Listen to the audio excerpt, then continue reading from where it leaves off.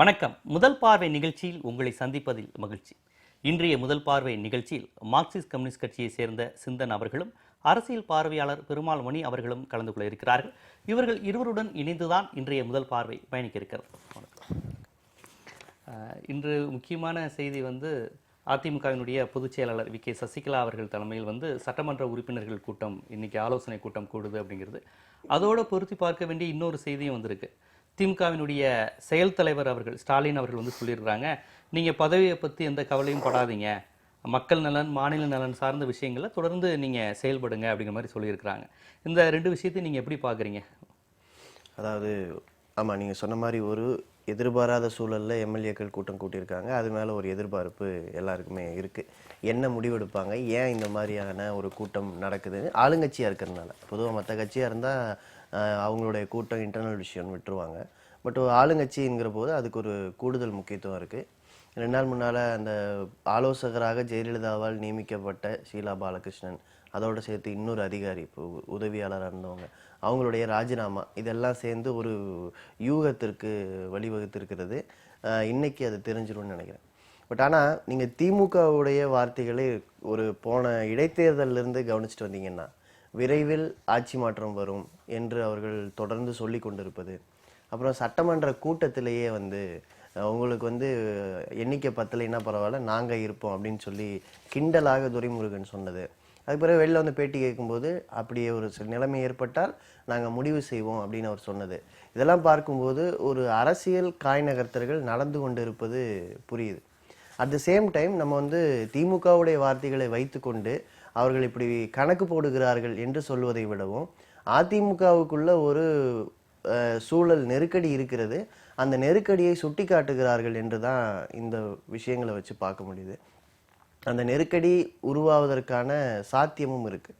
நீங்கள் ஒரு முதல்வர் என்பவர் அவர் ஹோம் மினிஸ்ட்ரி போர்ட்ஃபோலியோவோட அனைத்து அதிகாரங்களும் கொண்ட ஒரு பதவி. அதே மாதிரி ஏற்கனவே இப்போ இந்த ஜெயலலிதாவுடைய மறைவுக்கு பிறகு வந்து கொண்டு இருக்கக்கூடிய அறிக்கைகள் மற்றதெல்லாம் வச்சு பார்க்கும்போது 2 பேருக்கும் கருத்து வேறுபாடுகள், அதாவது 2 தலைமை, அந்த 2 தலைமைக்கு இடையில கருத்து வேறுபாடுகள் இருப்பதாகவும் பார்க்க முடியுது. ஸோ அந்த பின்னணியில் பார்க்கும்போது அதிமுக அதை தொடர விடுமா அல்லது ஒரு மாற்றத்திற்கு வித்துடுவார்களா என்பது இன்றைக்கு அது ஒரு விவாத பொருளாக தான் வந்திருக்கு. பட் அது அவங்களுடைய இன்டர்னல் பார்ட்டி விஷயமாகவும் இருக்கிறதுனால லெட் தெம் டிசைட் அப்படின்னு தான் நம்ம வெயிட் பண்ண வேண்டியிருக்கு. ஒரு முதலமைச்சரை பார்த்து ஒரு வலிமையான எதிர்கட்சி உங்களுக்கு நாங்கள் துணையாக இருப்போம்னு சொல்கிறத ஒரு ஆரோக்கியமான ஜனநாயகமாக நம்மளால் பார்க்க முடியலையா? ஆரோக்கியமான ஜனநாயகம்னு எப்படி சொல்லுவீங்க? அதாவது 2 கட்சிகளுக்கும் 2 விதமான அரசியல் பார்வை இருக்கிறது. அப்படிதான் அவங்க தேர்தல் களத்தில் போட்டிட்டு வந்திருக்காங்க. ஒரு அரசியல் பார்வைகள் என்ன அவங்க 2 பேருக்கும் வேற வேறன்னு இல்ல நீங்க பெரிய லெவல்ல, அதாவது ஜெயலலிதாவுடைய எல்லா நிலைப்பாடுகளையும் எதிர்த்து தான் அரசியல் நடத்துது திமுக. அவங்க கிளைம் அதுதானே. ஸோ நான் சொல்லலாம், நீங்க 2 பேரும் ஒன்று அப்படின்னு சொல்லி அவங்களே ஒன்றுன்னு காட்டிக்கிறாங்கன்னா, நான் கேட்குறேன், இந்த காலகட்டத்தில் திமுகவிற்கு இந்த ஆட்சியின் மீது அதிருப்தி வரக்கூடிய விஷயங்கள் வேற எதுவுமே இல்லையா? இது காய் நகரத்தில் தாண்டி ஒருவேளை நீங்கள் ஒரு அண்டர்ஸ்டாண்டிங் இருக்குன்னு வச்சுங்களேன், அது ரொம்ப ஆபத்தானதும். ஏன்னா இந்த சட்டமன்றத்தில் மிக கொடூரமான பல விஷயங்களை விவாதிக்கல. நந்தினி படுகொலை விவாதத்துக்கு வரலை.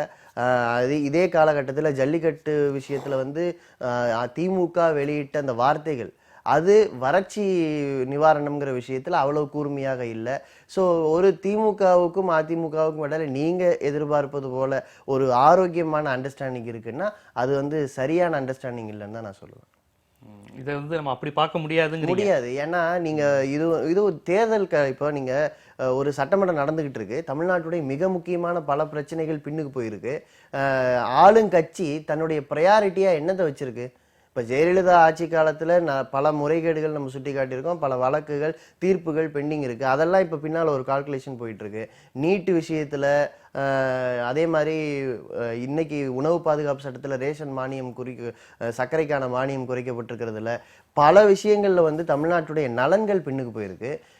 காவிரி உரிமை என்கிற விஷயத்துல சட்டப்படியா வென்றிருக்கும். ஆனா அதை வந்து மத்திய அரசிடம் வந்து சண்டை போட்டு வாங்க கேக்குறாங்க. முடியவில்லை. அவ்வப்போது வந்து திமுக தலைமை கேக்குது, பாமக போன்ற கட்சிகளும் வந்து அவ்வப்போது இதை எல்லாரும் கேக்குறாங்க. கேட்கிறோம். இதை இல்ல எப்படி அது பிரச்சனை அனுமதிச்சீங்க, இல்ல. எப்படி மத்திய அரசு கைப்பாவை ஆறீங்களாங்கிற மாதிரி விமர்சனத்தோட கேள்விகளும் வருது, வராம இல்ல. அதுதான் நீங்க இது வந்து நான் சொன்னது அந்த ஒரு அந்த அதிமுகவுக்கு உள்ள இருக்கக்கூடிய சில நெருக்கடிகளை சுட்டி காட்டுகிறார்களா, இல்லை அதை தாண்டி நண்பன் என்கிற அளவில் கை நீட்டுகிறார்களா என்பதை பொறுத்து நான் விமர்சனத்துடைய அளவு மாறும்னு சொல்றேன். சுட்டி காட்டுகிறது, ஒரு ஷட்டில் பண்றது, ஒரு கிண்டல் பண்றதுன்னா that is okay, that is understandable, அது புரிஞ்சு கொள்ள முடிஞ்சதுதான். ஆனா இல்ல நான் வந்து உங்களை காப்பாத்துவேன்னு நகர்றாங்கன்னா எதுக்காக காப்பாத்துறீங்கிற கேள்வி இருக்கு. என்ன செய்து விட்டார்கள்? இந்த ஜெயலலிதா இருக்கும் போதும் சரி, அவருடைய மறைவுக்கு பிறகும் சரி, அதிமுகவுடைய மைய புள்ளியாக என்றைக்கு மக்கள் இருந்திருக்கிறார்கள், இந்த அரசு என்றைக்கு மக்கள் நலனை மையப்படுத்தி செயல்பட்டு இருக்கிறது அப்படிங்கிற கேள்வி வந்து நிற்கும். இந்த நிலையில் திமுக ஒரு சிறந்த விமர்சனம் செய்யக்கூடிய அமைப்பா தான் இருக்கணும். ஆமா, இன்னும் உங்களுடைய கூர்மையான எதிர்பார்ப்பா இருக்கு. விமர்சனங்கள் தேவைப்படுது. பெருமாள் மணி, நீங்க எப்படி பாக்குறீங்க? இல்லை, இது வந்து ரொம்ப இன்னைக்கு தமிழகத்தை பொறுத்தளவில் 2017 ஒரு அரசியல் மாற்றம் ஏற்பட்டிருக்கு. 2016 சட்டசபையில் யார் தலைமையில் வந்து வெற்றி பெற்ற அனைத்து இந்திய அண்ணா திராவிட முன்னேற்ற கழகம் ஜெயலலிதா தலைமையிலையும், திராவிட முன்னேற்ற கழகம் கலைஞரையா தலைமையிலையும் வெற்றி பெறாங்க. இவங்க தான் முதலமைச்சர் வேட்பாளர்கள்னு சொல்லி அறிவிச்சு வராங்க. ஆனால் 2017 சட்டசபைக்குள்ளே அவங்க ரெண்டு பேருமே வர முடியல. 2017 அண்ணாவுடைய நினைவு நாள் வந்து அவங்க ரெண்டு பேரும் வந்து அஞ்சலி செலுத்தாத ஒரு நினைவு நாளாக கடந்து போயிருக்கிற ஒரு சூழலில் கருத்தாக்க அரசியலில் அதிமுகவுக்குள்ளே நடக்க வேண்டிய விஷயங்கள் என்ன நடக்கணும் அப்படிங்கிறத திமுக வந்து நிச்சயமாக வந்து இப்படி இந்த உரையாடல்கள் மூலம் முன்னெடுப்பது மிக சரியான ஒரு முன்னெடுப்புன்னு தான் நான் பார்க்குறேன். ஏன்னா இது இது இது மட்டுமே இல்லை, இந்த அறிக்கை மட்டுமே இல்லை. இப்போ துரைமுருகன் அண்ணன் வந்து கேட்குறாருல்ல, சின்னம்மாண்ணா யார் அப்படின்னு உடனே கேட்குறாரு. இது வந்து மேலோட்டமாக நம்ம பார்த்தோம் அப்படின்னா ஒரு கேலி பண்ணுற மாதிரியும் கிண்டல் பண்ணுற மாதிரியும் தெரியும். ஆனால் இது திராவிட கருத்தாக்க அரசியலுக்குள்ள திமுக அதிமுகங்கிற அந்த ரெண்டு பேரும் தமிழ்நாடுங்கிற இந்த களத்தை அவங்க எப்படி தக்க வச்சுக்கிறாங்க அப்படின்னா இது போன்ற உரையாடல்கள் மூலம் தான் தக்க வச்சுக்கிறாங்க. ஏன்னா நீங்கள் வேற எங்கே வெளியில் நீங்கள் 100 பொதுக்கூட்டம் போட்டு நீங்கள் சின்னம்மாண்ணா யார் அப்படின்னு கேட்குறதுக்கும், சட்டசபையில் ஒரு உறுப்பினர் இருந்துச்சு மாண்புமிகு சின்னம்மாவோட வழிகாட்டுதல் படி நாங்கள் வந்து அப்படின்னு சொல்லும்போது ஒரு எதிர்கட்சி உறுப்பினர், அதுவும் மூத்த உறுப்பினர் இருந்துச்சு யார் பாது அப்படின்னு கேட்கறதுக்கும், அதற்கு திரும்ப ஆளுங்கட்சி தரப்புல பதில்கள், இது எல்லாமே வந்து அரசாங்க டாக்குமெண்டா நாளைக்கு மாறிக்கிட்டே இருக்கும். ஓ, அப்படி பார்த்தாலும் அதிமுக பொதுச் செயலாளருக்கு விளம்பரம் தேடி தருகிறார்கள் திமுக. நிச்சயமா வேற என்ன நடக்குது? நீங்க வந்து திமுக, ஏன்னா இது நீங்க ஒரு புதிய தளத்தை நோக்கி அதிமுக அரசியலை நகர்த்த வேண்டிய பொறுப்பே திமுக கிட்ட தான் இருக்கு. நீங்க அந்த பொறுப்பை வந்து இவங்க ரொம்ப சரியா பண்றாங்க. இந்த இடத்துல வந்து நான் என்ன நடந்தாலும் சரி, இப்ப நண்பரோட நான் எங்க முரண்படுறேன் அப்படின்னா, அதிமுகக்குள்ள எந்த ஒரு சூழல் வந்தாலும் சரி, ஈவன் ஒரு ஃபேக்ஷனே பிரிஞ்சிட்டு வருது அப்படின்னா கூட திமுக நிச்சயமா அந்த அரசியலுக்குள்ள உள்ள போக மாட்டாங்க. அப்படியாப்பட்ட நகர்வுகளை முன்னெடுக்க மாட்டாங்க. களத்துல போய் மக்களை சந்திக்கணும் அப்படிங்கிறதுல தான் அவங்க தெளிவா இருப்பாங்க. ஆனால் இதற்குள்ள இருக்கக்கூடிய அந்த சின்ன சின்ன விஷயங்கள் இருக்குல்ல, இப்ப இன்றைக்கு கூட்டம் நடக்குது, இந்த கூட்டத்தை பத்தி பல்வேறு விதமான ஊகங்கள் நிலவுகின்றன. ஆனால் இந்த ஊகம் எல்லா இடக்குமே ஊகம் நமக்கு தெரியும். ஒரு சாதாரண நிருபர் கூட இன்றைக்கு கூட்டம் வந்துங்க திருமதி சசிகலாமாவை வந்து முதலமைச்சராக தேர்ந்தெடுக்கிறது தான் கூட்டம் இருக்குன்னு சொல்ல மாட்டார். ஆனால் ஒரு எதிர்க்கட்சி தலைவராக இருக்கக்கூடிய, ஒரு திராவிட முன்னேற்ற கழகத்தினுடைய செயல் தலைவராக இருக்கக்கூடியவர் தைரியமா தன்னோட அறிக்கையில சொல்றார், எங்க இந்த கூட்டமே வந்து ஒருவேளை வந்து சசிகலாமா அவர்களை முதலமைச்சராக தேர்ந்தெடுப்பதற்கான கூட்டமோ அப்படிங்கிற வார்த்தையை வந்து தன்னோட அறிக்கையில வைக்கிறாங்க. அப்படின்னாலே இது என்னன்னா, இந்த கருத்தாக்க அரசியலுக்குள்ள திமுக தனக்கு இருக்கக்கூடிய இடத்தை மிக சரியாக புரிந்து கொண்டு காய் நகர்த்துகிறது.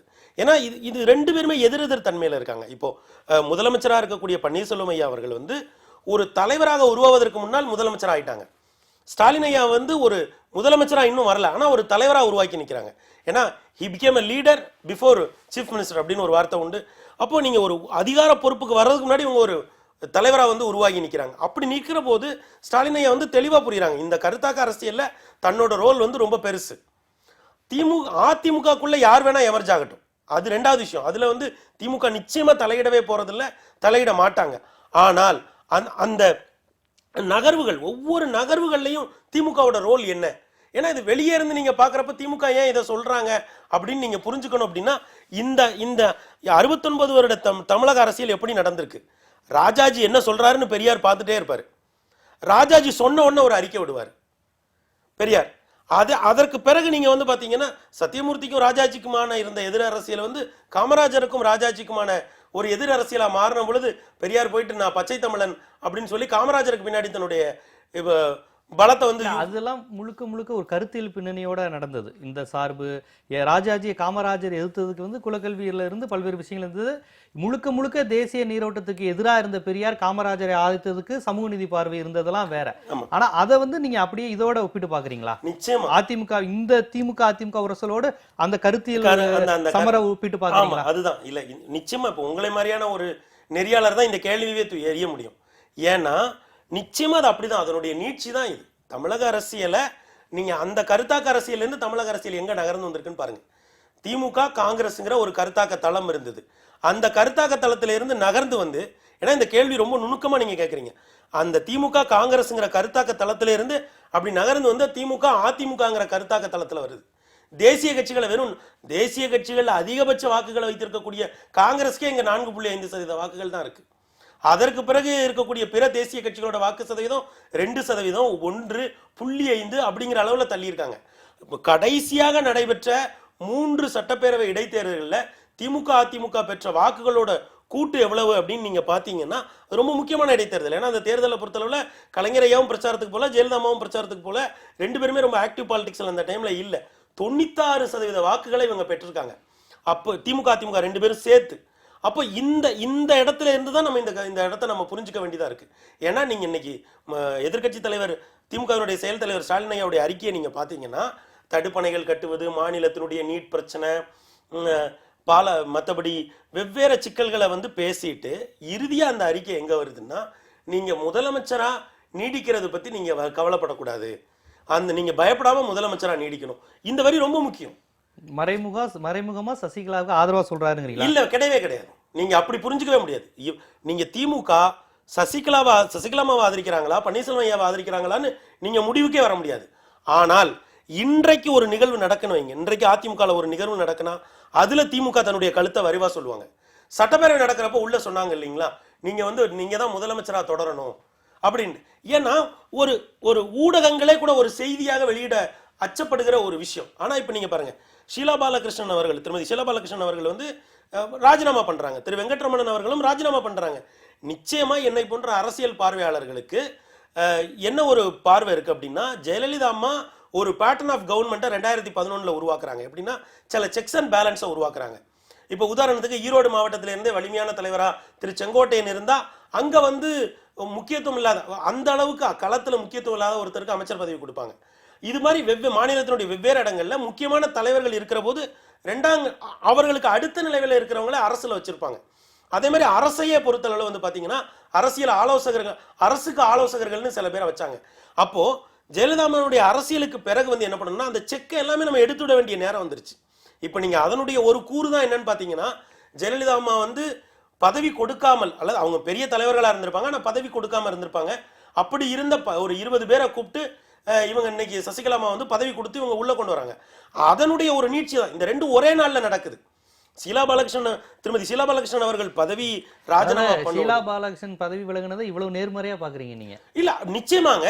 நீங்க ஒரு அரசு ஆலோசகர்னு ஒருத்தர் இருக்கிறாங்க, அது மேல நமக்கு விமர்சனங்கள் இல்லையா?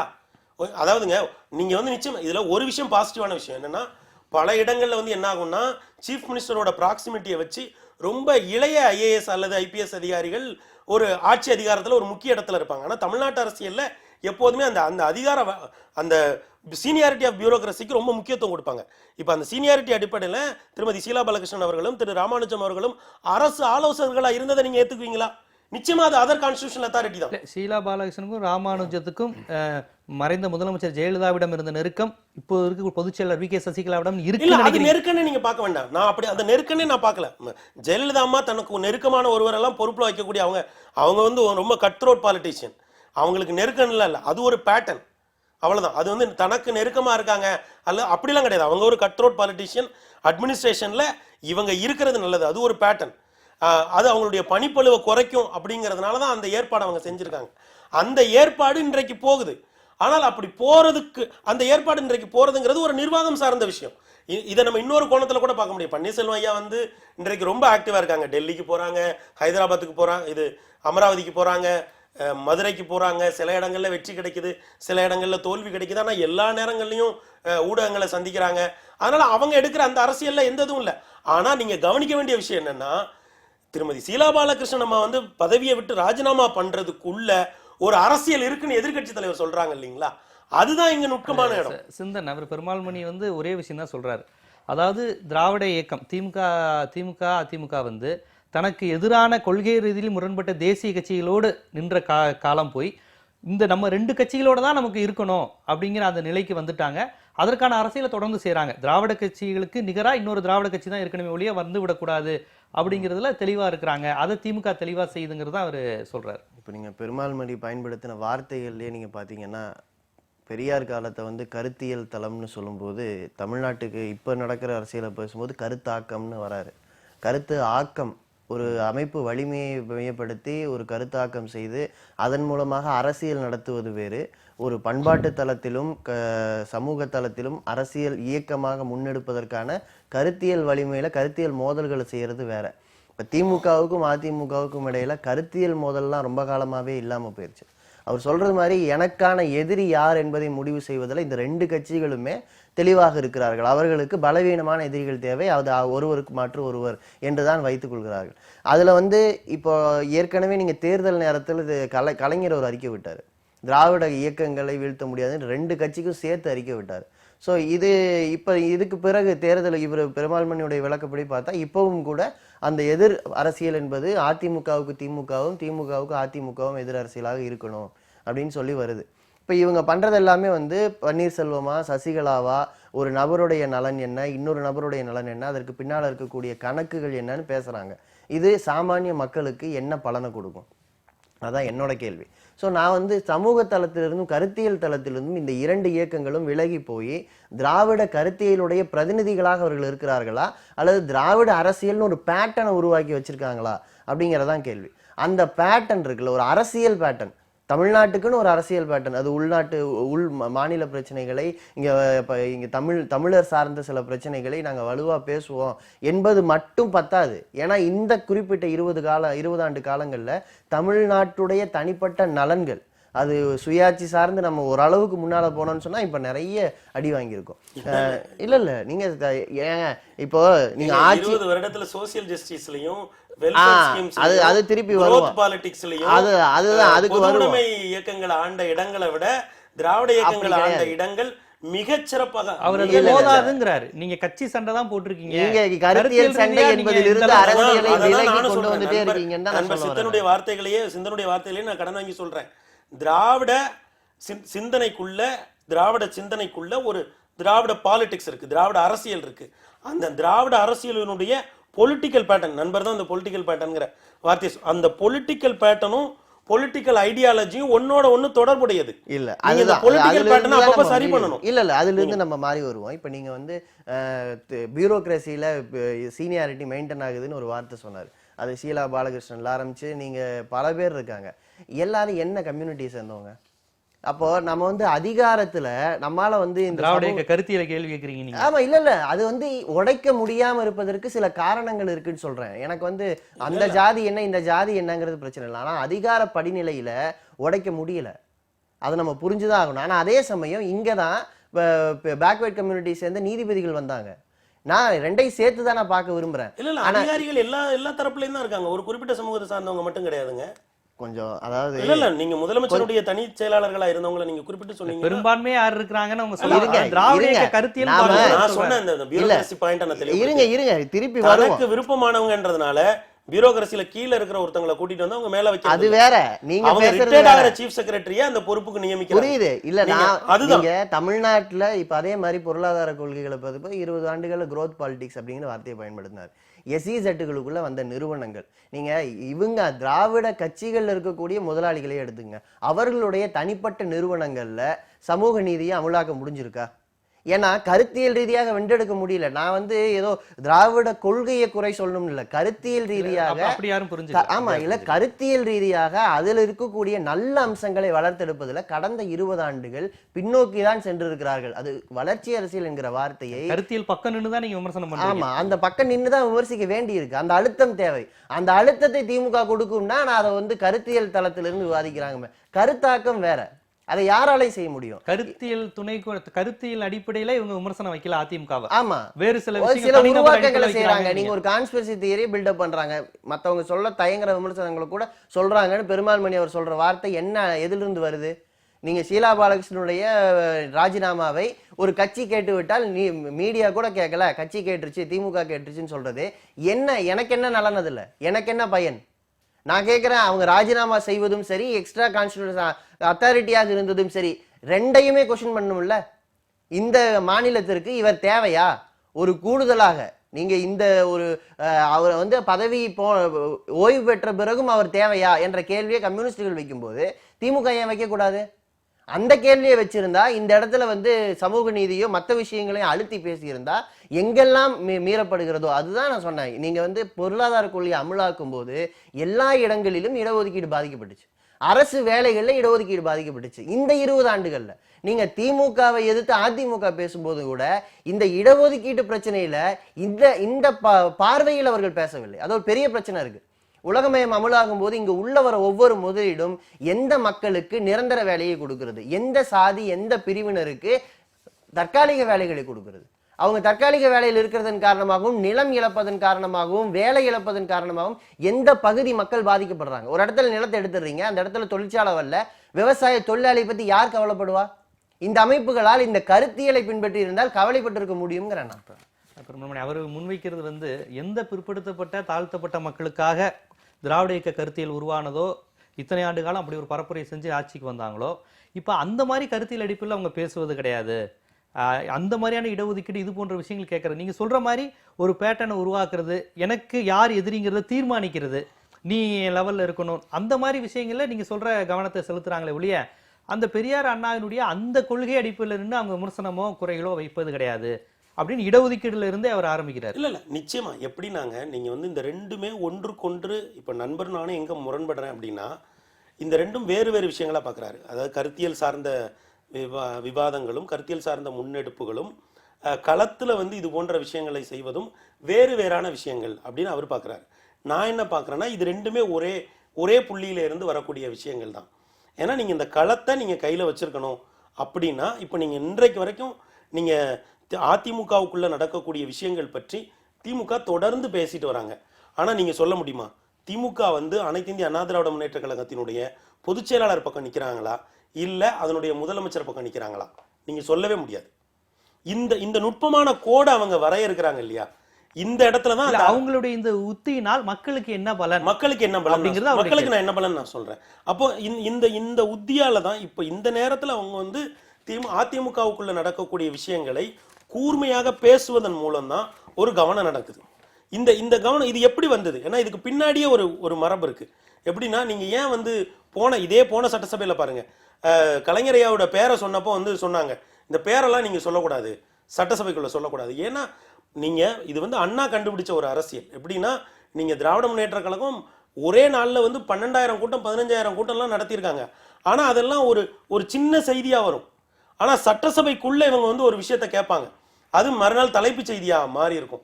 அப்போ இவங்க வந்து சட்டசபை சார்ந்த விஷயங்களை 2 விஷயத்துக்குமே பயன்படுத்தினாங்க. மக்கள் நல பிரச்சனைகளை பேசுவதற்கும், அந்த மக்கள் நல பிரச்சனைகளை பேசுவதன் ஊடாக தாங்கள் சார்ந்த அரசியலை முன்னெடுப்பதற்கும் அவங்க பயன்படுத்தினாங்க. இது யதார்த்தம், இது சரி தப்புன்னு நான் சொல்ல விரும்பல. இதுதான் நடந்தது, இதுதான் இன்னைக்கும் நடக்குது. இதை இப்படி நடக்கிறதன் மூலம் தான் இந்த களத்தை வந்து இவங்க கையில வச்சிருக்காங்க. அப்ப அதனுடைய ஒரு நீட்சி தான் இன்றைக்கு அப்படி எடுக்கப்பட்டதனுடைய ஒரு நீட்சி தான். நீங்க வந்து அண்ணா வந்து சொல்றாரு, தனித்தமிழ்நாடுன்னு பேர் வருது, தமிழ்நாடுன்ற பேர் வருது. தமிழ்நாடுங்கிற தீர்மானம் நிறைவேற்றப்பட்ட உடனே அண்ணாவினுடைய முதல் வார்த்தை என்ன தெரியுமா? நம்முடைய எதிர்க்கட்சி தலைவர் திரு கருத்திருமன் அவர்களுக்கு கூட இதுல மாறுபாடு இருக்காதுன்றாரு இல்லைங்களா? அப்படிதான் இங்க இந்த மண்ணில் வந்து வாதங்கள் முன்னெடுக்கப்பட்டது. அப்போ நீங்க வந்து ஊட்டி வந்து ஒரு தலைநகரா, ஊட்டி வந்து ஒரு கோடைகால சட்டசபை கூடுகிற இடமா இருந்தது. கும்பி எரியுது, குடல் கருகுது, நீங்க இந்த நேரத்துல ஊட்டி வந்து உங்களுக்கு ஒரு கேடா அப்படின்னு கேட்டாங்க. அப்ப இது போன்ற பல விஷயங்களை உள்ள ஊடாக இது போன்ற தொடர் உரையாடல்கள் மூலம் தான் எடுத்திருக்காங்க. நான் என்ன சொல்றேன்னா, இந்த கருத்தாக்க அரசியல்ல இப்ப நண்பர் சொல்றதோட நான் பெரிய அளவுல முரண்படுறேன். ஏன்னா நீங்க இடஒதுக்கீடா இருக்கட்டும், பெண்கள் நலனா இருக்கட்டும், ஒடுக்கப்பட்டோர் நலனா இருக்கட்டும், சிறுபான்மையினர் நலனா இருக்கட்டும், இதிலெல்லாம் நிச்சயமாக தமிழ்நாடு வந்து இந்தியாவில் இருக்கக்கூடிய எந்த மாநிலத்துக்குமே வழிகாட்டக்கூடிய ஒரு மாநிலமாகத்தான் இருக்கிறது. அதுவும் பொருளாதாரம் சார்ந்த விஷயங்கள்ல தமிழ்நாட்டை விட ஒரு மாநிலம் சிறப்பாக இருக்கிறது என்றால் என்னால உறுதியா சொல்ல முடியும். நீங்க எக்கனாமிக் பாராமீட்டர்ஸ்ல ஒரு மாநிலம் தமிழ்நாட்டை விட சிறப்பா இருக்குன்னு சொன்னீங்கன்னா அது தமிழ்நாட்டை விட அளவுல சிறியத மாநிலமா இருக்கும். தமிழ்நாட்டை விட அளவுல பெரிய எந்த மாநிலமுமே எக்கனாமிக் பாராமீட்டர்ஸ்லயோ சோசியல் ஜஸ்டிஸ்லயோ தமிழ்நாட்டை விட சிறந்ததாக இல்லை. என்னுடைய நிலைப்பாடு என்னன்னா, இந்த கருத்தாக்க அரசியல்ல இருந்து அவர்கள் பெரிதாக எல்லாம் விலகிவிடவில்லை. கருத்தாக்க அரசியலுக்கு உள்ள தெளிவாக இருக்கிறார்கள். திராவிடம் எதை பேசியதோ அதை தொடர்ந்து முன்னெடுக்கிறாங்க. அதுவும் நீங்க யோசிச்சு பாருங்க. இந்த பட்ஜெட்ல ஒண்ணே ஒன்று சொல்லிடுறேன், திராவிட கருத்தில தொடர்ந்து நீடிக்கிறாங்க. முடிச்சிடுறேன். 26 வாரம்னு சொல்றாங்க. இந்த பட்ஜெட்ல தான் மத்திய அரசு பெண்களுக்கான விடுப்பு வந்து 26 வாரம்னு சொல்லுது. ஆனா தமிழ்நாடு அரசு இதை 9 மாதமா முன்னாடியே கொண்டு போயிட்டாங்க. 9 மாதம் நீங்க எடுத்துக்கலாம் அப்படின்னு சொல்லி போன டிசம்பர்லயே வந்து போன அக்டோபர் நவம்பர்லயே அறிவிச்சிட்டாங்க.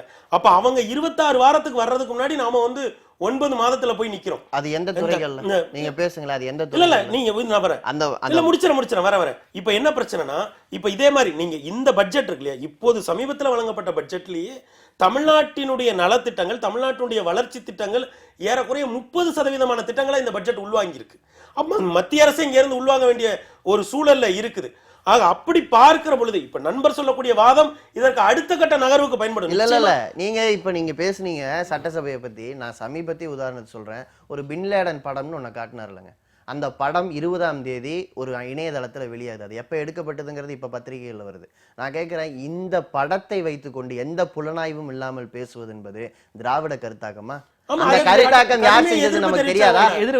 திமுக தரப்புல அது வேறங்க, கேள்வி வேற. திராவிட கருத்தாக்கமா? ஏதோ சட்டமன்றத்துக்கு அவ்வளவு முக்கியத்துவம் இருக்குன்னு சொல்றாங்களே, அதே சட்டமன்றத்தை எப்படி நடத்தினார்கள்ங்கிறத நம்ம பார்க்கலையா? அது ஒரு நேரலையில காட்டுவதற்கு ஏன் என்ன தயக்கம்? காட்டினா மக்கள் முன்னால் அம்பலப்பட்டுரும். நீங்க சில விஷயங்களை புரிஞ்சுக்கணும். இந்த காலகட்டம் என்பது எல்லாத்தையும் நம்ம வந்து ரொமான்டிசைஸ் பண்ணிக்கிட்டே போனோம்னா அதற்கான விளைவுகளையும் ஆபத்துகளையும் மக்கள் நீங்க சிம்பிளா நீங்க பேசிட்டு இருந்த அதே விஷயம் தான். அதாவது இந்த சட்டமன்றம் மற்ற விஷயங்களை பத்தி அவர் பேசும்போது நிறைய வரிசையா சொல்றாரு.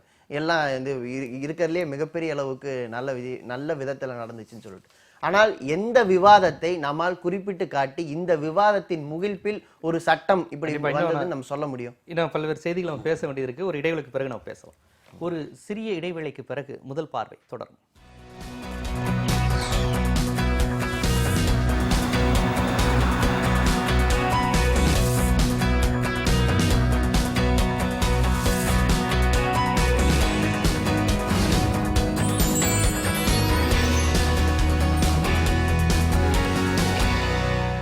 முதல் பார்வை தொடர்கிறது.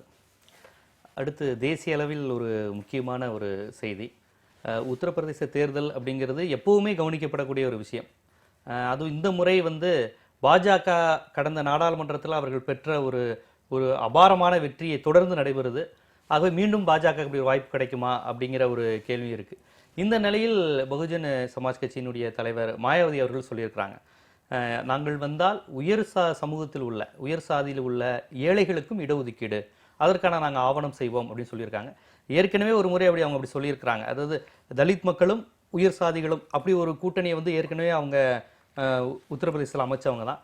இந்த நிலையில் இப்படி ஒரு அறிக்கை விடுவது உத்தரப்பிரதேச தேர்தலில் கருத்தியல் ரீதியாக பின்னாடி நம்ம போவோம், அது எப்படி வெற்றிக்கான ஒரு காரணமாக இருக்குமா? உயர் சாதிகள் மற்றும் தலித்துகள் அது வந்து எப்படி சாதகமாக இருக்குமா மாயாவதிக்கு? இல்லை, இப்போ என்னன்னா அங்கே வந்து ஒடுக்கப்பட்டவர் வந்து 21% இருக்காங்க, இவங்க வந்து 10% இருக்காங்க. அப்போ 21, 10, 31%. இப்போ சமாஜ்வாடி பார்ட்டி காங்கிரஸோட கூட்டணியை பொறுத்தளவில் நீங்கள் வந்து பார்த்தீங்கன்னா ஒரு பொலிட்டிக்கல் அப்சர்வேஷன் என்ன இருக்குன்னா 17% இஸ்லாமியர்களும் 14% வந்து யாதவர்களும் இருக்காங்க. அப்போ அதில் குறிப்பாக யாதவர்கள் இருக்காங்க. அப்போ இவங்க ஒரு 31% வராங்க, இவங்க ஒரு 31% வராங்க.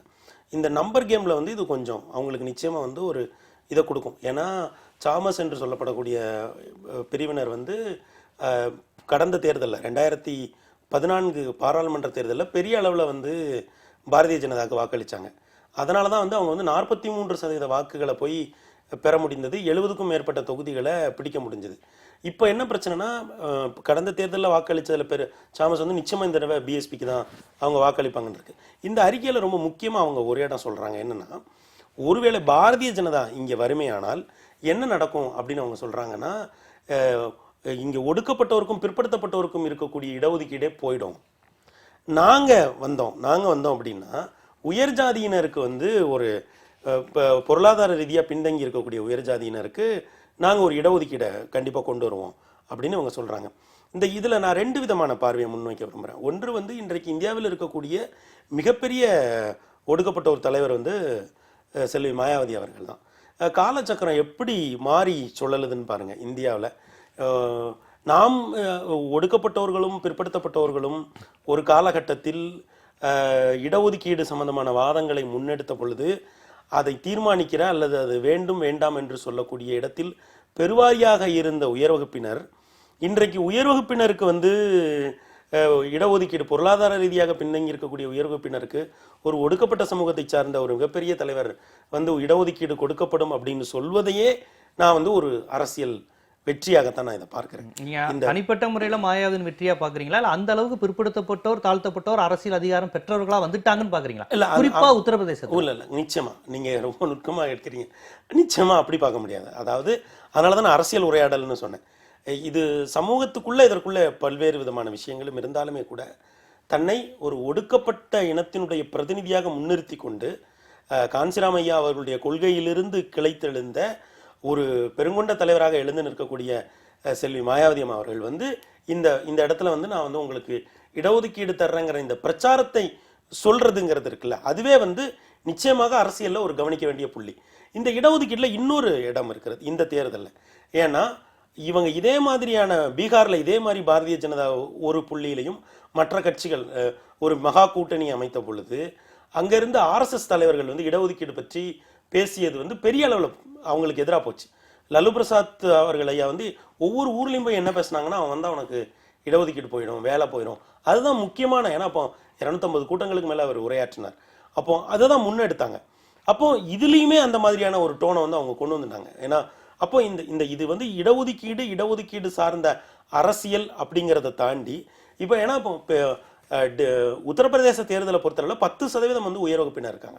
முதல்ல காங்கிரஸ் என்ன சொன்னாங்கன்னா, திருமதி ஷீலா தீட்சித் அம்மா வந்து அங்கே முதலமைச்சர் வேட்பாளராக அறிவிச்சாங்க. இப்போ அவங்க இப்போ வேட்பாளராக இல்லை, அவங்க எஸ்பியை சப்போர்ட் பண்ணுறாங்க. அப்போது இந்த உயர் வகுப்பினர் வாக்குகளை குறிவைத்து, ஏன்னா அந்த வாக்கு வந்து இன்னைக்கு சமாஜ்வாடி காங்கிரஸ் கூட்டணிக்கு போமா இல்லை இந்த கூட்டணிக்கு போமா, அதாவது குறிப்பா இது பாரதிய ஜனதாவினுடைய வாக்கை குறிவைத்து, அதாவது உயர் சாதியினர்களுக்கும் நாங்கள் கொடுப்போம் அப்படிங்கிறப்ப பாஜகவும் வந்து விடக்கூடாதுங்கிற எச்சரிக்கையோடு அவங்க அறிக்கை விட்டதையும் பார்க்கும்போது உயர் சாதியினருக்கு ஒரு நம்பிக்கை தரும் விதமாக நாங்கள் வந்து அந்த பிரச்சனை இருக்காது அப்படின்னு பாஜகவுடைய வாக்கு வங்கியை குறிவைத்து அவங்க பேசிக்கிறதா நம்ம. அங்க வந்து உயர் ஜாதியினர் வந்து பாஜக வாக்கு வங்கி இல்லை. அங்க பிரச்சனை என்னன்னா, அவங்க வந்து ட்ரெடிஷ்னலா காங்கிரஸ் ஓட்டு போடுறவங்களா இருந்தாங்க. அதற்கு பிறகு என்ன பண்ணாங்க, இந்த 2008 சட்டமன்ற தேர்தலில் வந்து அவங்க வந்து மாயாவதி அம்மாவுக்கு தான் பெரிய அளவில் வாக்களிச்சாங்க. அதனால தான் அவங்க வந்து கிளீன் மெஜாரிட்டியோட வந்தாங்க. அப்புறம் 2012 அவங்க வந்து பாஜகவுக்கும் காங்கிரஸுக்கும் எஸ்பிக்கும் பிரிஞ்சாங்க. அதனால தான் எஸ்பி பெரிய அளவில் வந்தாங்க. 2014 பாராளுமன்ற தேர்தலில் அவங்க பாஜகவுக்கு வாக்களிச்சாங்க. ஆக அங்கே இருக்கக்கூடிய உயர் வகுப்பினர், அந்த 10% உயர் வகுப்பினர் வந்து தங்களுடைய வாக்குகளை, அவங்களுடைய ஓட்டிங் பேட்டர்ன் வந்து தொடர்ந்து மாறிக்கொண்டே இருக்கக்கூடியது. அதனால இந்த தேர்தலில் வந்து அவங்க வாக்கு எங்க போகுது அப்படிங்கிறது ஒரு முக்கியமான கவனத்திற்குரிய ஒரு விஷயம். ஏன்னா மற்றவங்களுக்கு எல்லாமே ஒரு பேக்கிங் கம்யூனிட்டிஸ் வந்து இருப்பாங்க வாக்களிக்கிறதுல. இவங்களுக்கு வந்து அது ரொம்ப முக்கியமானது. இந்த 10% வாக்குகள் எங்க போகுதுங்கிறத பொறுத்து தான் வெற்றி தோல்விகள் வந்து தீர்மானிக்கப்படும். அப்படிங்கிறதுனால அதை ஒட்டி அதற்குள்ள இருக்கக்கூடிய பொருளாதார ரீதியான இடஒதுக்கீடை கொடுப்பேன் அப்படின்னு சொல்றது. ஏன்னா இப்ப நான் என்ன இதுல வந்து வித்தியாசத்தை பார்க்கிறேன்னா, இப்போ உத்தரப்பிரதேசத்தினுடைய அண்டை மாநிலமான ராஜஸ்தான் மாநிலத்தினுடைய முதலமைச்சர் அம்மா அவங்க வசுந்தரா ராஜே அம்மாவும் சொன்னாங்க உயர் வகுப்பினருக்கு இடஒதுக்கீடு பொருளாதார. ஆனா அந்த வாதம் தன்மையில முழுக்க வேறுபட்டது. மாயாவதி அம்மா வந்து இடஒதுக்கீடு வழங்குவேன் அப்படின்னு சொல்றது நிச்சயமாக அதனுடைய தன்மையில வேறுபட்டது. இதை முடிச்சிடறேன். ஒருவேளை மாயாவதி அம்மா வந்து பொருளாதார ரீதியாக பிற்படுத்தப்பட்ட உயர் வகுப்பினருக்கு இடஒதுக்கீடை கொடுப்பார்களே ஆனால் அது அரசியல் காலச்சக்கரத்தினுடைய ஒரு முக்கியமான புள்ளின்னு தான் நினைக்கிறேன். சிந்தன், நீங்க சமூக நீதி பார்வையில் அது அங்க உள்ள தேர்தல் உத்தி அப்படிங்கிறத தாண்டி உங்கள்கிட்ட நான் கேட்க விரும்புவது இதுதான். சமூக நீதி பார்வையில் உயர் சாதி ஏழைகளுக்கான இடஒதுக்கீடு அப்படிங்கிற வாதத்தை நீங்க எப்படி பாக்குறீங்க? இல்லை, முதல்ல சமூக நீதி என்பது இடஒதுக்கீடோடு சுருங்கி விடக்கூடாதுங்கிறது தான் என்னுடைய கவலையெல்லாம். இடஒதுக்கீடு என்பது அரசு பணிகளில் கல்வி வாய்ப்புகளில் உங்களுக்கு என்ன இது ஒரு முக்கியமான அதான் அது பகிர்வு என்பதோட நிக்குது. அதுலயே இப்ப என்ன பிரச்சனைனா அந்த கேக் சுருங்கிட்டே வருது. நீங்க பட்டேல்களுடைய போராட்டத்தையும் ஜாட் சமூகத்துடைய போராட்டத்தையும் பார்த்தா இருக்கிற வேலை வாய்ப்புலையும் எங்களுக்கு பங்கு கொடுங்க, எனவே எங்களுக்கும் சாதி அடிப்படையில பிற்படுத்தப்பட்டவரா கருதுங்கன்னு கேட்குற அளவுக்கு போகுது இல்லையா? இது இருக்கக்கூடிய வாய்ப்புகள் சுருங்கி கொண்டே வருவதால் இந்த பிரச்சனை எழுந்தே தீரும். இப்போ வாய்ப்புகள் சுருங்கக்கூடிய நிலைமையில இடஒதுக்கீடு என்கிற பார்வையில் மட்டும் இந்த சமூக நீதியை பார்த்து விட முடியாது. மாறாக தனியார் துறையில் என்ன நடக்குது, தனியார் துறையில நீங்க இடஒதுக்கீடு அமுலாக்கிட்டு அதுக்கு பிறகு இந்த மற்ற விஷயங்களை எல்லாம் விவாதிச்சீங்கனாலும் அது வேற. அதே மாதிரி ஒரு அடிப்படையா செய்ய வேண்டிய விஷயம் தனியார் துறையில் இடஒதுக்கீடு, அதை பத்தி பேசணும் முதல்ல.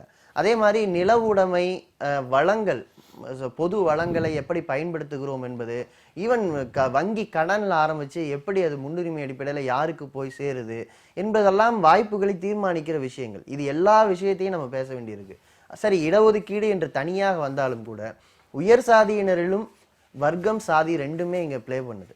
உயர் சாதியினரிலும் யார் அதிகாரம் படைத்தார்களோ அவர்களுக்கு வாய்ப்பு போய்விடுகிறது என்று பார்த்தால் அந்த வாய்ப்புகள்ல இடஒதுக்கீட்டை பத்தி பேசலாம். அந்த வாய்ப்புகள்ல ஏழைகளுக்கு மறுக்கப்படக்கூடாது. இருக்கிறதுல நீங்க ஓப்பன் கோட்டால பெரும்பகுதி உயர் சாதியினர் தான் மற்ற பகுதியில போறாங்க. அப்ப அதுலயும் ஏழைகள் மறுக்கப்படுகிறார்கள். அவர்களுக்கு அந்த போட்டியிலையும் போட்டி போட முடியல அப்படின்னு சொன்னா அது என்ன, அதற்கான வாய்ப்புகளுக்கு என்ன பின்னிருந்து என்ன ஊக்கம் தருவது என்பதை அவர்கள் இப்போ உள்ள நம்ம சட்ட அமைப்பின்படி பொருளாதார அடிப்படையில் எந்த சமூகத்துக்கும் இடஒதுக்கீடு கிடையாது. கிரீமி லேயருங்கிறத மத்திய அரசு சில இடங்கள்ல பின்பற்றுது. அது இடஒதுக்கீடு கேட்கும் போதுதான் பசை எடுக்கினர் அப்படிங்கிற ஒரு கான்செப்ட் அவங்க உருவாக்குறாங்க, கிரீமி லேயர்னு. அது சரியா அமுலாகலைங்கிறது தெரியுது. இல்ல, இதே மாதிரியான ஒரு கோரிக்கையை பாஜக தரப்பிலிருந்து சொல்லியிருந்தா பெருமாள் மணி கூட அதை லைட்டா சொன்னாரு. அது கடுமையா விமர்சனத்துக்கு உட்படுத்தப்பட்டிருக்கும்.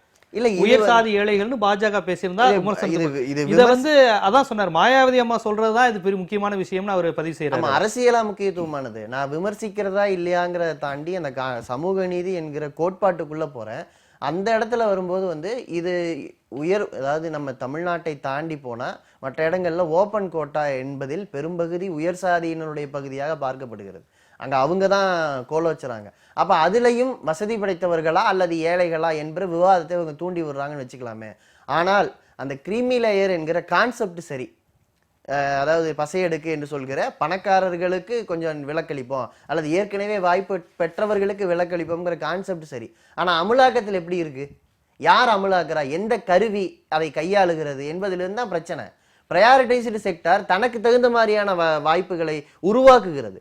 தனக்கு யார் ஏற்கனவே அதிகாரத்தில் இருக்காங்களோ அவங்க தனக்கு எப்படி தன்னுடைய வாரிசுகள் அல்லது தனக்கு நெருக்கமானவர்களை எப்படி அந்த இடத்துல அமர வைக்கலாம், அல்லது தனியார் துறை வாய்ப்புகளை எப்படி கைமாற்றி விடலாம், எல்லா விதத்திலையும் யார் அதிகாரம் படைத்தவர்களோ அவர்களை சுற்றி இருக்கிற நெட்வொர்க் தான் மற்ற இடங்கள்ல அதிகாரம் படைத்த இடத்துல இருக்காங்க. ஸோ இது ரொம்ப சிக்கலான விஷயம். வெறும் இடஒதுக்கீடு என்பதில் சுருக்கி பார்த்து விட முடியாது. எனவே இந்த உயர்ஜாதி ஏழைகளுக்கு இடஒதுக்கீடு என்பது அரசியல் ரீதியாக ஒரு முக்கியமான முழக்கம். அது மாயாவதி சொன்னதால், அது பிற்படுத்தப்பட்ட தளத்திலிருந்து தாழ்த்தப்பட்டவர் தளத்திலிருந்து ஒரு அரசியல் அதிகாரத்திற்காக ஏற்கனவே வென்று காட்டியவர் இந்த வாசகங்களை முன்வைக்கும் போது அதற்கான முக்கியத்துவம் தேர்தல் உத்தியா மட்டும் நீங்க பார்க்கல, இது ஒரு தேர்தல் உத்தியா பார்க்கலையா? தேர்தல் நேரத்தில் 11 விழுக்காடு அந்த உயர் சாதியினர் வாக்குகள் இருக்கிற சமயத்தில் நேரடியாக தாழ்த்தப்பட்டோர் பிற்படுத்தப்பட்டோர் முரண்பாடு இருக்கிற நேரத்தில் அவர்களுக்கு இருக்கிற ஒரே வாய்ப்பான அந்த ஃபார்வர்டு கம்யூனிட்டியும் செட்டில் காஸ்டுக்கான ஒரு அலைன்ஸான பார்க்கலையா நீங்க? இல்ல, இந்த ஒரு முழக்கத்தின் மூலமா அதை பண்ண முடியும்னு தெரியல. ஆனாலும் கூட எனக்கு உத்தரப்பிரதேச தேர்தல் களம் கொடுக்கிற கவலை என்னன்னா, பெரும்பாலும் அந்த மக்களை வாக்கு வங்கிகளாக பிரித்து வாக்கு அடையாள அடிப்படையிலான கட்சிகளாக உருவாக்கி வைத்திருப்பதே அந்த மக்களுக்கான தோல்வி என்று நான் பார்க்கிறேன். ஏன்னா நீங்க பல நேரங்கள்ல அவங்க வாக்கு வங்கிகளாகவே பார்க்கப்படுகிறார்கள். நீங்க முசாஃபர் உத்தரப்பிரதேசத்துக்கு மிக சரியா அப்போ அந்த மக்களுடைய நலன்கள் சார்ந்த பல விஷயங்க. ஏன்னா நீங்க மற்ற மாநிலங்களை எல்லாம் விட்டுருங்க. உத்தரப்பிரதேசம் என்பது வளங்கள் சரியாக பகிர்ந்தளிக்கப்படாத மாநிலம், அதிகாரம் மக்களுக்கு போய் சேராத மாநிலம், நிலவுடைமை ஆதிக்கம் செலுத்துகிற மாநிலம், சாதி ஆதிக்கம் செலுத்துகிற மாநிலம், மத ரீதியான பிரிவினை அரசியல் இன்றைக்கும் தூபம் போட்டு வளர்க்கப்படுகிற ஒரு மாநிலம். இந்த மாநிலத்துல இந்த அரசியல் என்பது பெரும்பாலும் மக்களை வாக்கு வங்கியாக கருதுவதாக இருக்குதுங்கிறதே ஒரு வருத்தம் அளிக்கிற விஷயமா இருக்கு. அப்புறம் இதுல நான் வைக்கிறேன், இப்ப இந்த உயர் சாதி ஏழைகளுக்கு இடஒதுக்கீடு அப்படிங்கிறது மாயாவதி போன்றவர்கள் சொல்வது வந்து ஒரு முக்கியம், அரசியல்ல ஒரு முக்கிய திருப்பம் நீங்க சொல்லியிருக்கீங்க. இது பிற்படுத்தப்பட்டோர், தாழ்த்தப்பட்டோர் அந்த மட்டத்திலும் பொருளாதார அடிப்பில் உயர்ந்தவர்களுக்கு இடஒதுக்கீடு வேணாம், அதுலயும் ஏழைகளுக்கு கொடுப்போம் அப்படிங்கிற அடுத்த தளத்துக்கு நகர்றதை நீங்க எப்படி பாக்குறீங்க? அப்படி நகருமா? அப்படி நகர்ந்தா அப்படி பாக்குறீங்க? இல்லை, இப்போ நீங்கள் மண்டல் கமிஷன் கொண்டு வரப்பட்ட போதே வந்து ஒரு விஷயத்த பண்ணாங்க. அவங்க ஒரு 21 பாராமீட்டர் அடிப்படையில் தான் வந்து இதை உருவாக்குனாங்க. இந்த இதை உருவாக்கும் போது இப்போ நீங்கள் உதாரணத்துக்கு வந்து பார்த்தீங்கன்னா, உத்தரப்பிரதேசத்தில் இருக்கக்கூடிய யாதவ கம்யூனிட்டி வந்து ஓபிசியில் வருவாங்க, ஹரியானாவில் இருக்கக்கூடிய யாதவ கம்யூனிட்டி வந்து ஓபிசியில் வரமாட்டாங்க. ராஜஸ்தான்லேயே வந்து பார்த்தீங்கன்னா 3 மாவட்டங்களில் இருக்கக்கூடிய ஒரு சாதி வந்து ஓபிசியில் வருவாங்க. மற்ற மாவட்டங்களில் இருக்கக்கூடிய தமிழ்நாட்டிலுமே அந்த மாதிரியான சூழல் இருக்குது. சில மாவட்டங்களில் சில இருக்கக்கூடிய சாதியினர் வந்து ஓபிசி பட்டியலில் வருவாங்க, வரமாட்டாங்க. ஆக நீங்கள் அன்றைக்கு இருந்த அந்த சமூகங்களோட பொருளாதாரம் கணக்கில் எடுத்துக்கொள்ளப்பட்டு தான் இந்த வரையறை. சாதி அடிப்பிலான இடஒதுக்கீடு கூட பொருளாதார பலம் அது நுட்பமாக உள்வாங்கப்பட்டது அந்த 21 பாராமீட்டர். ஆனா இன்றைக்கு வந்து முக்கியமான விஷயங்கள் என்னன்னா, அன்றைக்கு ரொம்ப வலிமையாக இதெல்லாம் எங்களுக்கு தேவையில்லை, நாங்க இதற்கு வெளியே தான் நாங்க இருப்போம் அப்படின்னு சொல்லி தங்களுடைய ரெப்ரசன்டேட்டிவை கூட அனுப்பாம மிகப்பெரிய அளவுல மறுத்த, அல்லது இதை மறுப்பதே வந்து தங்களுக்கு பெரிய ஒரு அதிகாரம் அப்படிங்கிறத முன்னெடுத்த வந்து மராத்தாஸ் மாதிரியானவர்கள் வந்து இன்றைக்கு தங்களுக்கு இடஒதுக்கீடு வேண்டும். ஏன்னா மண்டல் கமிஷன் நியமிக்கப்பட்டது ஒவ்வொரு சாதியினரும் தங்களுக்கான ரெப்ரசன்டேட்டிவ் அனுப்புனாங்க, கோரிக்கைகளை வச்சாங்க. ஆனால் பட்டேல்களும் மராத்தாக்களும் எங்களுக்கு இது தேவையே இல்லை, நாங்கள் இதற்கு வெளியே இருப்போம் அப்படின்னு சொல்லி வராங்க. அப்போ நான் இந்த ஒரு வாதமாக மட்டும் நான் இதை பார்க்கல. இங்கே வந்து மாயாவதி அம்மா சொல்லக்கூடியது, பட்டேல்கள் வந்து இடஒதுக்கீடு கேட்டு போராடக்கூடியது, மராத்தாக்கள் வந்து இடஒதுக்கீடு கேட்டு போராடக்கூடியது. ஏன்னா இவங்கெல்லாம் ரொம்ப நாளாக வந்து தங்களுடைய ஆண்ட பெருமைகளை பேசி கொண்டிருந்த ஒரு சமூகம். இன்னைக்குமே வந்து நீங்கள் வந்து அமெரிக்கா போன்ற இடங்களில் பட்டேல்களுடைய செல்வாக்கு மிகப்பெரிய அளவில் உயர்ந்து நிற்குங்கிறது மறுக்க முடியாத உண்மை. அப்படி பட்டேல்கள் வைத்த இடஒதுக்கீடு போராட்டத்தை வந்து நம்ம 2 விதமா பார்க்கலாம். அவங்க சொன்ன ஒரு விஷயம், எங்களுக்கு கொடுங்க, இல்லைன்னா இடஒதுக்கீடை எடுங்க. ஆமாமா, இல்ல ஆக வந்து இதை வந்து வன்னியர்கள் இடஒதுக்கீடு போராடின போராட்டத்தையும் அருந்ததிகள் உள் இடஒதுக்கீடு கேட்ட போராட்டத்தோட நம்ம ஒப்பிட முடியாது. அதுதான் அந்த மக்கள் வந்து நாங்க பாதிக்கப்பட்டிருக்கோம்னு கேட்டதும் எனக்கு கூட இல்லைன்னா வேற யாருக்கும் கொடுக்காதுன்னு படையில் அதுக்குள்ள இருக்கக்கூடிய டோனே இதுதான். நான் அதனாலதான் அந்த பழைய டோனை சொன்னேன். எப்படின்னா, இவங்க மண்டல் கமிஷன் நியமிக்கப்பட்ட போது இவங்கெல்லாம் எங்களுக்கு தேவையில்லைன்னு நிராகரிச்சவங்க. ஆக இன்னைக்குமே அவங்களோட ஈகோ வந்து அதுக்கு இடம் கொடுக்க மாட்டேங்குது. எங்களுக்கு கொடுங்க அப்படின்னு கேட்கறதுக்கு அவங்களுக்கு இடம், ஏன்னா அதுக்குள்ள இருக்கிற நுட்பமான குரல் அதுதான். இடஒதுக்கீடே வந்து ரொம்ப நுட்பமான புள்ளியை சுத்துறது. ஏன்னா அதே நேரம் இந்த குரல்கள் எழக்கூடிய பகுதிகள் எந்த அரசியல் ஆதிக்கம் நிறைந்தவைன்னு சேர்த்து பார்த்தீங்கன்னா, இது குதர்க்கமான வாதம்ங்கிறத நம்ம சொல்ல முடியும். அது வந்து குஜராத்தா இருக்கலாம், ராஜஸ்தானா இருக்கலாம், இல்ல அந்த ஜாட் மக்கள் உருவான போய் இதெல்லாமே இந்த குரல்கள் உருவாக்கப்பட்டவை, அங்க இருக்கிற அரசியல்வாதிகளால் விதைக்கப்பட்டவை. அவர்கள் தொடர்ந்து இடஒதுக்கீடுக்கு எதிரானவங்க.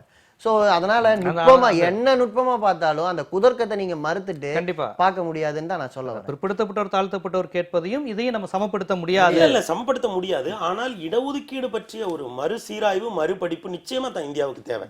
அதை நம்ம, அதாவது நான் வந்து அதற்கு எதிராகவோ ஆதரவாகவோ அது அரசியலமைப்புல இருந்து மாற்றத்தை கொண்டு வரதுக்கு இல்ல, அதற்குள்ள சில இடங்கள் சார்ந்து பேசணுமே.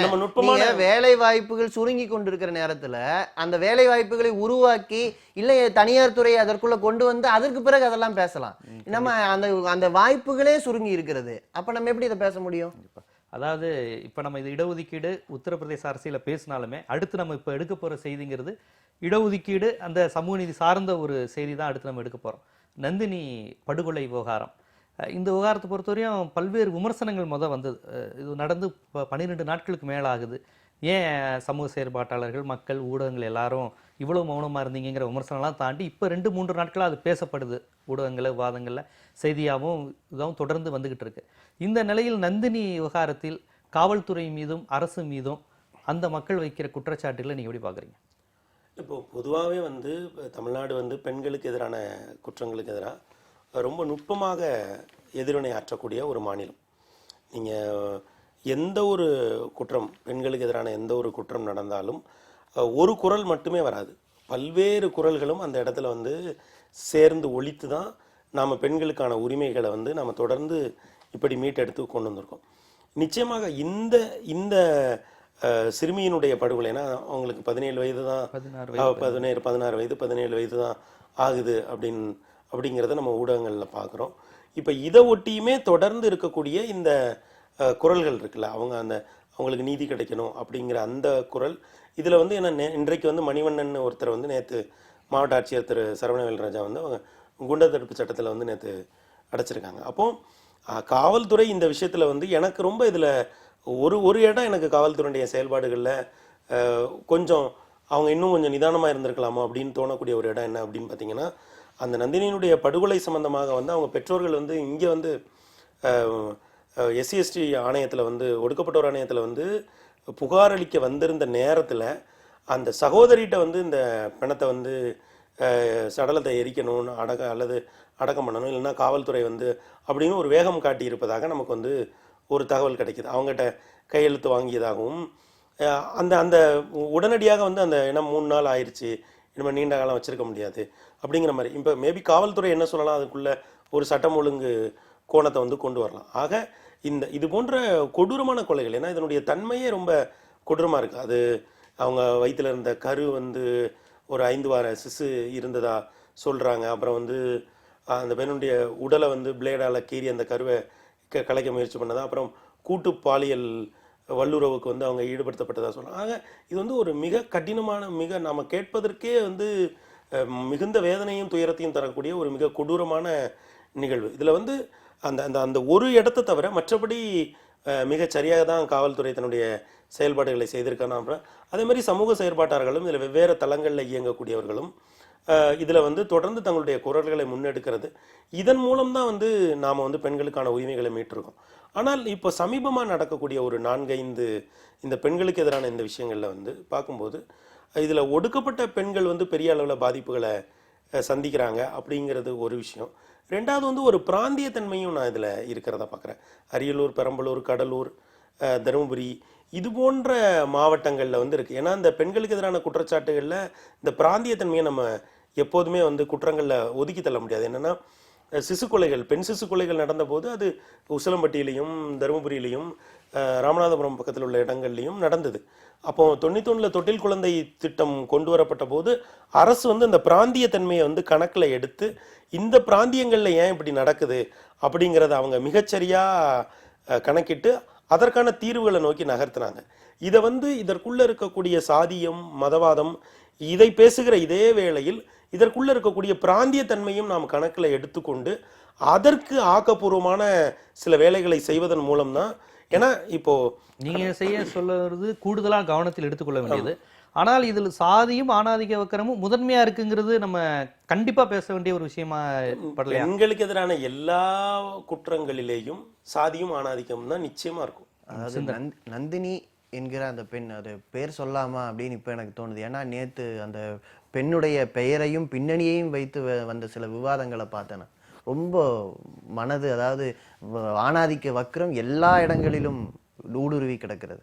நீங்க நந்தினி சிறுமி, தலித், ஏழை, பாதியிலே படிப்பை நிறுத்தியவர் பெண், இத்தனை பொருளாதாரத்தில் மிகவும் பின்தங்கியவர், அப்ப கட்டுமான தொழிலாளி, இத்தனை விதமான ஒரு அழுத்தங்களும் அடக்குமுறையும் அந்த பெண் மீது இருக்கிறது. அந்த குற்றத்தில் ஈடுபட்ட கும்பலை நீங்க பாத்தீங்கன்னா அது ஆண், ஆதிக்க சாதி, ஒரு குறிப்பிட்ட அரசியல் கட்சி, அதுவும் ஆளும் அரசியல் கட்சியுடைய கருத்தியல் பிரதிநிதிகள். இது எல்லாம் ஆண் பெண்ங்கிற அந்த விஷயத்தை தாண்டி பல்வேறு கூறுகள் இருக்கிறதா பாக்குறீங்க. அந்த கண்டிப்பா இது ஆண் பெண் என்று ஒரு பெண்ணை பாலியல் வன்புணர்வு செய்து விட்டார்கள் என்பதல்ல, அது சிறுமி. ஆனா அந்த சிறுமியுடைய நீதிக்கான போராட்டத்தை இப்ப நீங்க எல்லாம் மொமெண்டம் கெயினா இருக்கு, நிறைய பேர் பேசுறோம். நான் ஜல்லிக்கட்டு போராட்டத்துக்கு முன்னால இருந்து நம்ம அதை பேச வேண்டியிருந்து. நீங்க 29ஆம் தேதி அந்த குடும்பம் போய் நிக்குது காவல் நிலையத்துல. நான் இந்த நபர் என்னுடைய பெண்ணோடு காதலித்திருக்கிறார், எனவே இவர் தான் கடத்தி சென்றிருப்பார் என்று தோன்றுகிறது. பெண்ணை பிடிச்சு கொடுங்கன்னு அவங்க வழக்கு போடும்போது மிஸ்ஸிங் கேர்ள் மிஸ்ஸிங்னு கூட அவரு கடத்திட்டு போயிட்டாரு, நபரை குறிப்பிடாத என்று காவல்துறை சொல்லுது. அதற்கு பிறகு இயக்கங்கள் தலையிட்ட பிறகு அந்த சட்டம், நீங்க வந்து போஸ்கோ சட்டத்துல வழக்கு போடும் என்பதை தலையிட்டு சொல்ல வேண்டியிருக்கு. கண்டிப்பா கண்டிப்பா. அப்ப நம்ம அதுக்கு ஒரு சிறப்பு கூறு உருவாக்கி சிறப்பு சட்டம் உருவாக்கி, ஆனா அந்த பெண் நீங்க எவ்வளவு கொடூரமான கொலை, 14 நாட்களுக்கு பிறகு உடல் சிதைந்த நிலையில் அந்த உடல் எடுக்கப்பட்டு, அதற்கு பிறகு ராஜகிளி அவங்க அம்மா வந்து அந்த போய் அந்த பெண்ணுடைய உடலை எடுக்க சொல்லி நிர்பந்திக்கப்படுறாரு இது மருத்துவமனையிலிருந்து. அது இன்ஃபெக்ஷன் ஆயிரும், எடுத்துட்டு போ அப்படின்னு. கண்டிப்பா இதுல வந்து இப்போ நீங்க வந்து இந்த வழக்குடைய அனைத்து கோணங்களையும் நீங்க சேர்த்து பாத்தீங்கன்னா, இது வெறுமனே ஒரு ஒரு நீங்க கடந்து செல்லக்கூடிய கொலை அல்ல. இது வந்து சமூகத்துடைய மனசாட்சியை உழுக்கணும். கண்டிப்பா இதில் வந்து செயல்பட்டு இருக்க வேண்டிய விஷயங்கள் ஏராளமா இருக்கு. ஆனா நான் செய்யல அப்படிங்கிற விஷயத்த நீங்க அது மட்டும் இல்ல, பதிவு செய்றீங்க. நீங்க இப்ப வந்து இந்த பிரச்சனையில் தொடர் அழுத்தம் தேவை. இல்லைன்னா 15 நாளுக்கு பிறகு ஒரு வழக்கு போட்டு இன்னொரு 15 நாளுக்கு பிறகு மற்ற ஊடகங்கள்லாம் பேசி எத்தனை நாளுங்க நீதிக்கான போராட்டம்? அந்த அம்மா வந்து கட்டுமான தொழிலாளி, சாதாரண ஒரு ஏழை, அவங்க எப்படி இந்த வழக்கை தொடர்ந்து அவங்களால பின்தொடர முடியும்? சமூக இயக்கங்கள் ஒவ்வொன்றுக்கும் பங்கு இருக்கிறது, அரசுக்கு பங்கு இருக்கிறது. கண்டிப்பா நமது முதல் பார்வையில இதற்கப்புறம் நம்ம செய்ய வேண்டிய விஷயங்கள் என்னங்கிறத ரொம்ப ஒரு அழுத்தமாவே பதிவு செஞ்சிருக்கீங்க. இன்றைய முதல் பார்வை நிகழ்ச்சியில் பல்வேறு விஷயங்கள், அரசியல், கட்சி, மாநில உரிமை, கடைசியில் பெண்ணிய சிந்தனை, அதற்கு பின்னாடி உள்ள சமூக பகுப்பாய்வு என்னெல்லாம் செய்யணும் என்பதெல்லாம் குறித்து விரிவாகவே தரவுகளுடன் நீங்கள் இருவருமே பேசியிருக்கீங்க. அதற்காக முதல் பார்வை நிகழ்ச்சி உங்கள் இருவருக்குமே நன்றி தெரிவிச்சுக்கிறேன். மீண்டும் முதல் பார்வை நிகழ்ச்சியில் சந்திக்கும் வரை உங்களிடமிருந்து விடைபெறுவது ஜீவசகாப்தன்.